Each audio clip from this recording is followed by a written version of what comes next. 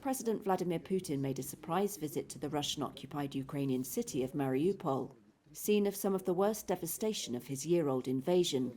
This was the closest Putin had got to the front lines, and it looked like a gesture of defiance, coming a day after the International Criminal Court issued a warrant for his arrest.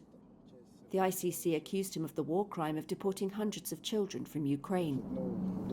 State television aired footage of Putin being shown around the port city on Saturday night by Deputy Prime Minister Marat Khasnulin, meeting rehoused residents and being briefed on reconstruction.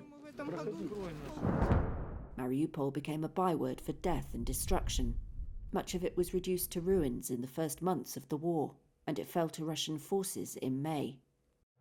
Hundreds were killed in the bombing of a theatre where families with children were sheltering. Moscow has said since it invaded last February that it does not target civilians. This was Putin's first visit to the Russian-occupied part of Ukraine's Donbass region since the war started.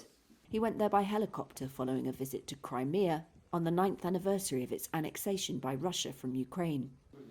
The Kremlin released video on Sunday showing Putin back in Russia after his trip and meeting the top command of the Ukraine military operation. The Russian president has not publicly commented on the ICC warrant, but his spokesman called it legally null and void.